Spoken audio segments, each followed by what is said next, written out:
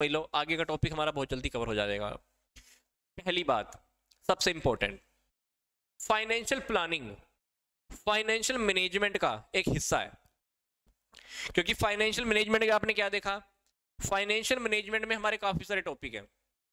पैसे की प्लानिंग करना, पैसा कहां से आएगा, कहां लगाएंगे, प्रॉफिट कितना रखेंगे, प्रॉफिट कितना बांटेंगे, फाइनेंस का कंट्रोल कैसे होगा, कैश मैनेजमेंट कैसे होगा, वर्किंग कैपिटल मैनेजमेंट कैसे होगा, वर्किंग कैपिटल डिसीजन कैसे होंगे।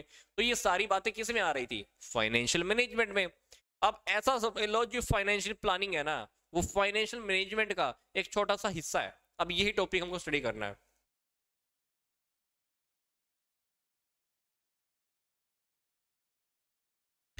तो सबसे पहले हम बात कर रहे हैं कि फाइनेंशियल प्लानिंग का क्या मीनिंग है। तो मीनिंग से पहले पैराग्राफ दिया हुआ है, कह रहा है कि जो फाइनेंशियल प्लानिंग है ना, ये फाइनेंशियल मैनेजमेंट का एक इंपॉर्टेंट फंक्शन है। तो कोई भी बिजनेस बड़ा हो या छोटा हो, हर बिजनेस में आपको फाइनेंशियल प्लानिंग तो करनी पड़ती है। घर की भी बात कर लो, घर में कोई शादी है, ब्याह है, घर का खर्चा चलाना है, तो कहीं ना कहीं फाइनेंशियल प्लानिंग तो करते ही हैं। तो फाइनेंशियल प्लानिंग हर जगह पे कहीं ना कहीं होती भी है, चाहे वो घर हो, चाहे बिजनेस हो, बिजनेस बड़ा हो या छोटा हो, तो फाइनेंशियल प्लानिंग तो आप हर जगह करते ही हो। तो कहता है इस फंक्शन को हमें क्या करना है, केयरफुली, बहुत ध्यान से परफॉर्म करना होता है। क्योंकि इसके अंदर हम ये देखेंगे कि पैसा कहां से आने वाला है और पैसे को हम कहां पर प्रॉपर तरीके से यूटिलाइज करने वाले हैं। तो जो भी आप पैसे की प्लानिंग करो वो बहुत केयरफुली होनी चाहिए, सोच समझकर आपको केयरफुली प्लानिंग करनी चाहिए। और जब भी आप फाइनेंशियल प्लानिंग करो तो आप ऐसा ध्यान में रखो कि जो भी पैसा आए वो आपके पास सस्ते से सस्ता तरीके से आए और उसको आप प्रॉपर तरीके से यूटिलाइज कर पाओ। मान लो आपको लोन की जरूरत है, तो आप लोन वहां पे लोगे जहां से आपको सही रेट मिलने वाला है। अब एक जगह से लोन आपको मिले 7% पे, दूसरी जगह से आपने लोन पता किया वहां मिल रहा है 6% पे, एक जगह पे और लोन पता किया तो वो लोन मिल रहा है आपको 5.5% पे। तो आप क्या करोगे, 5.5% वाला लोन लेना पसंद करोगे। मतलब जब भी फाइनेंशियल की प्लानिंग करो, पैसा अरेंज करने की प्लानिंग करो, तो आप ये भी ध्यान में रखो कि पैसा जब आप अरेंज करोगे तो वो सस्ते से सस्ते दाम पर आपके पास आना चाहिए।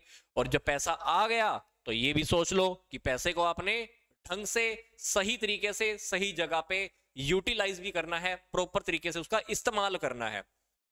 तो यहां पर जो फाइनेंशियल प्लानिंग का जो मीनिंग है ना, आप मीनिंग को बहुत ध्यान से समझ लेना।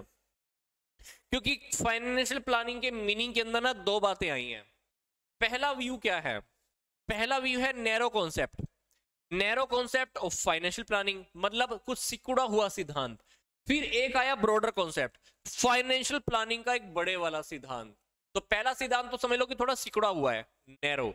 दूसरे वाला जो सिद्धांत है, जो दूसरे वाला जो कॉन्सेप्ट है ना फाइनेंशियल प्लानिंग को लेकर, वो थोड़ा सा बड़े वाला कॉन्सेप्ट है। तो सबसे पहले हम फाइनेंशियल प्लानिंग का पहले वाला कॉन्सेप्ट देख लेते हैं, जिसको हम नैरो कॉन्सेप्ट भी बोल रहे हैं।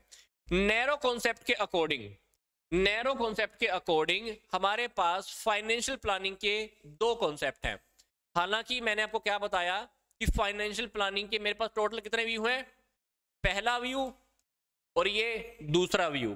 पर जो पहला जो व्यू है ना, इसके अंदर भी दो व्यू हैं, पहला व्यू और दूसरा व्यू। तो जो हमारा narrow concept of financial planning है, इसमें कुछ ऑथर ने, कुछ लेखकों ने क्या बोला है कि फाइनेंशियल प्लानिंग का मतलब क्या होता है कि हम सिर्फ पैसे की एस्टिमेशन और पैसे की फोरकास्टिंग के बारे में सोचते हैं कि पैसा कितना चाहिए, पैसे का कितना अनुमान है, मतलब पैसे की रिक्वायरमेंट के बारे में बात करते हैं। तो कुछ लोग कहते हैं कि फाइनेंशियल प्लानिंग का मतलब सिर्फ इतना सा है कि हमको पैसे की जरूरत कितनी है। बट इसी के अंदर हमारा एक कॉन्सेप्ट और है जिसको हम कहते हैं सेकंड व्यू। सेकंड व्यू के अंदर कुछ ऑथर ने बोला कि फाइनेंशियल प्लानिंग का मतलब होता है कि कैपिटल स्ट्रक्चर के बारे में सोचना। कैपिटल स्ट्रक्चर के बारे में सोचने का मतलब क्या, कि कितना पैसा शेयर कैपिटल से आएगा, कितना पैसा प्रेफरेंस शेयर से आएगा, कितना डिबेंचर से आएगा, कितना पैसा हम खुद का यूज करने वाले हैं, कितना पैसा पब्लिक डिपॉजिट से आने वाला है। तो ये हो गया ब्रॉडर से भी थोड़ा सा पीछे का कॉन्सेप्ट, इसको हम बोलेंगे सेकंड व्यू। तो हमारा जो नैरो व्यू है, नैरो व्यू के अंदर दो बातें हैं। पहली बात के अकॉर्डिंग वो क्या कह रहे हैं, पहली बात के अकॉर्डिंग वो कह रहे हैं कि फाइनेंशियल प्लानिंग का मतलब सिर्फ इतना सा है कि पैसे की रिक्वायरमेंट के बारे में पता लगा लो कि पैसा कितना चाहिए। अब नैरो कॉन्सेप्ट के अंदर ही जो दूसरा व्यू है वो क्या कहते हैं, कहते हैं कि हमको ये भी पता लगाना है कि हमारा कैपिटल स्ट्रक्चर कैसा होना चाहिए, कितना पैसा शेयर कैपिटल से, कितना डिबेंचर से, कितना प्रेफरेंस शेयर से, कितना पब्लिक डिपॉजिट से, ये सारी बातें भी किस में बोल रहे हैं, नैरो कॉन्सेप्ट में। तो नैरो कॉन्सेप्ट में हमारे पास दो कॉन्सेप्ट हो गए, एक सिंगल लाइन वाला, एक फ्री मल्टीपल लाइन वाला। तो ये था हमारा नैरो कॉन्सेप्ट।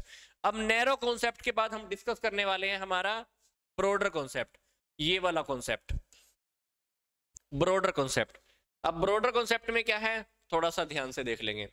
ब्रॉडर कॉन्सेप्ट के अकॉर्डिंग, ब्रॉडर कॉन्सेप्ट के अकॉर्डिंग वो क्या कह रहे हैं, कहते हैं कि ब्रॉडर कॉन्सेप्ट के अकॉर्डिंग फाइनेंशियल प्लानिंग का मतलब है कि आपको बिजनेस में कितने पैसे की रिक्वायरमेंट है इसका एस्टिमेशन लगाना, कैपिटल स्ट्रक्चर कैसा होगा, पैसे को यूज करने के लिए हमारी जो पॉलिसीज होंगी वो लगा के चलो, और हमने क्या करना है, पैसे को कंट्रोल कैसे करना है, और पैसे को एलोकेट कैसे करना है, पैसा कहां पर कितना कितना लगाना है, और पैसे को हमने कैसे यूटिलाइज करना है। ये सारी की सारी बातें किस में आ गई, फाइनेंशियल प्लानिंग में। नैरो कॉन्सेप्ट में छोटी सी बात, ब्रॉडर कॉन्सेप्ट में सारी बातें आ गई पैसे को लेकर, पैसे का कितना रिक्वायरमेंट रहेगा, कितना पैसा कहां से आने वाला है, कैपिटल स्ट्रक्चर कैसे होगा, पैसे को हम मैनेज कैसे करेंगे, अरेंज कैसे करेंगे, पैसे को लगाएंगे कहां पे, और पैसे के ऊपर हम क्या करेंगे, उसको हम यूटिलाइज कैसे करेंगे, उसका हम सदुपयोग कैसे करने वाले हैं। तो फाइनेंशियल प्लानिंग के यहां पर दो कॉन्सेप्ट मैंने आपको समझा दिए हैं।